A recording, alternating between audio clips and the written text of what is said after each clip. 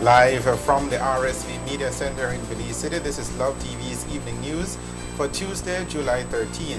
Thank you for joining us. I am Patrick Jones. And good evening. I am Anju Gidwani. There is a lot to tell you about on the newscast tonight, so let's begin with a check of the stories that are making headlines today.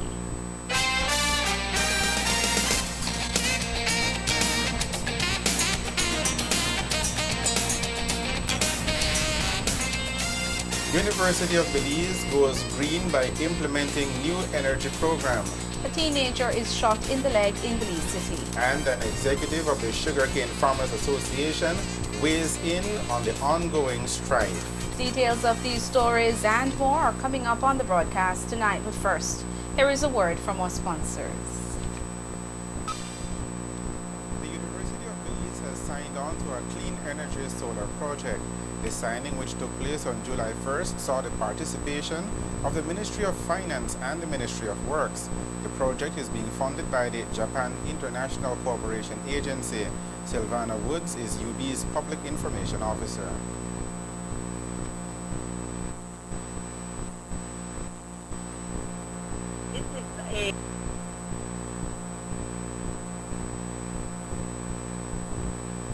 This is a solar project that should come on stream in terms of having the installation of the panels in and the training beginning by March 2012.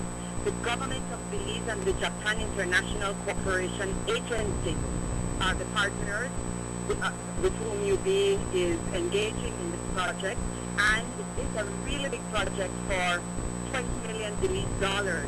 The signing was preceded by a series of discussions dating as far back as August of last year.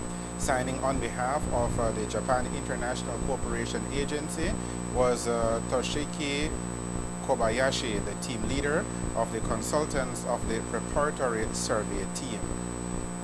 The University of Belize is very excited at this opportunity to set itself up really as a regional leader in clean energy production, and this is possible because it has signed on the construction of a system of photovoltaic panels which will be right in the north section of its campus in Belmopan, right behind what is now the Early Childhood Education Stimulation Center on the 2 acres of UB property. The exact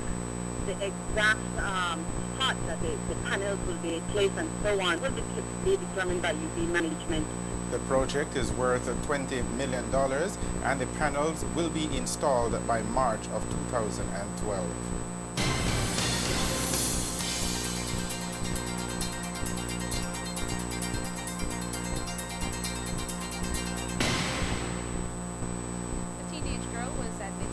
At the Carl Kushner Memorial Hospital following a shooting incident on Monday.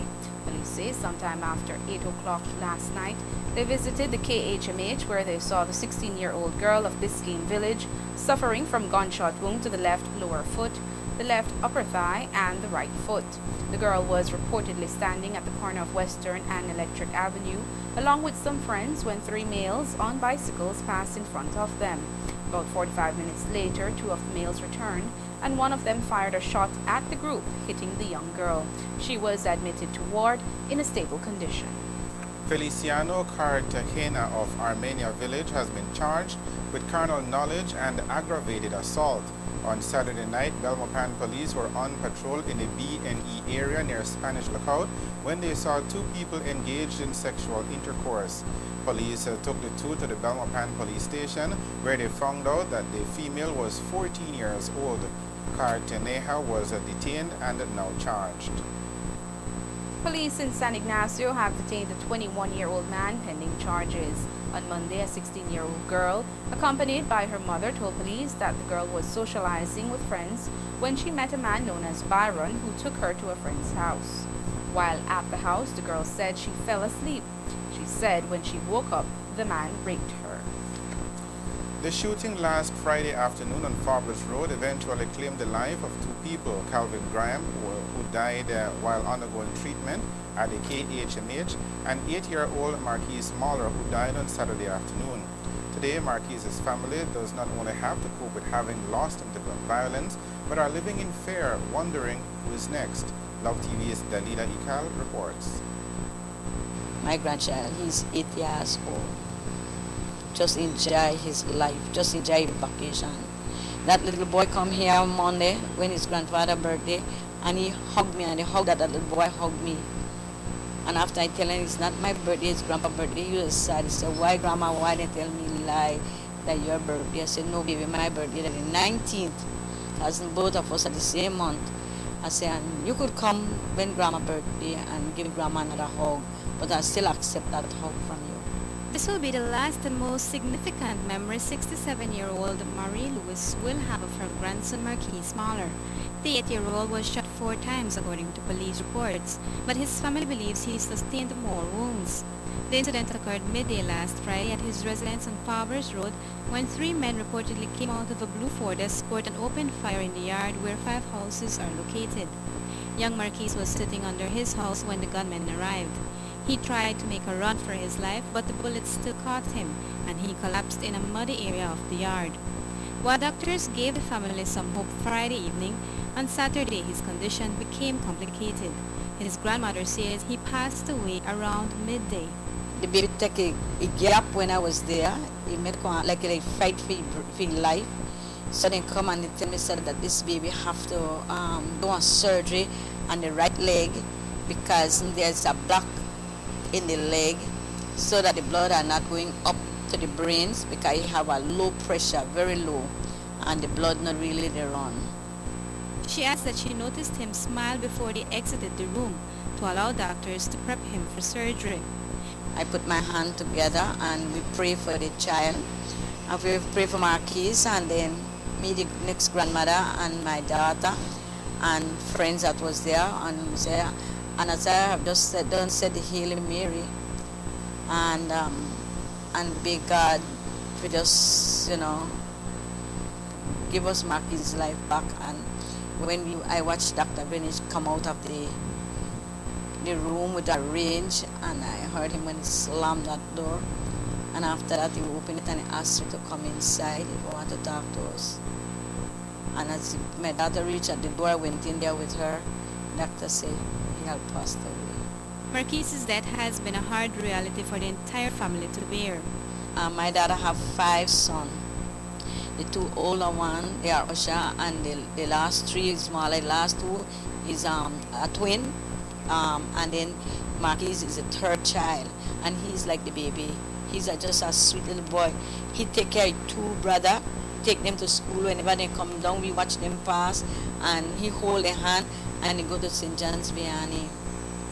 And that he was a very, very nice boy. It has also been especially difficult for one of the child's aunts who saw him gunned down in cold blood.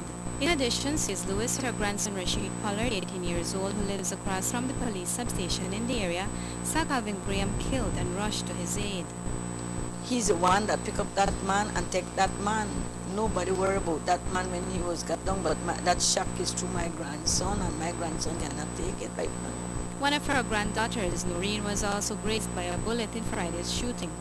It is understandable, therefore, when the 67-year-old grandmother of 44 says she has no more strength to bear her crude reality.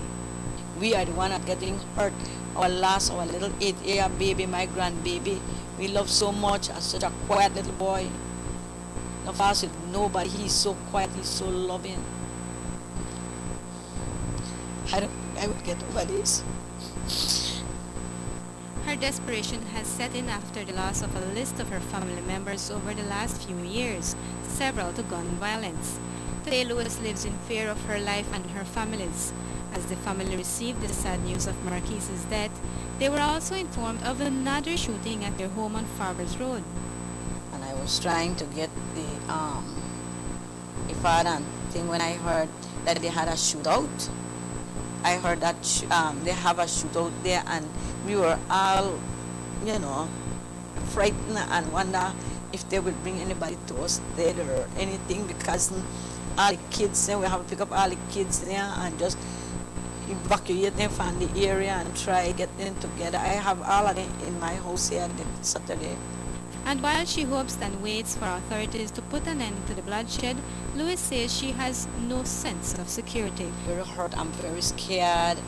Reporting for Love News, I am Dalila Ikao.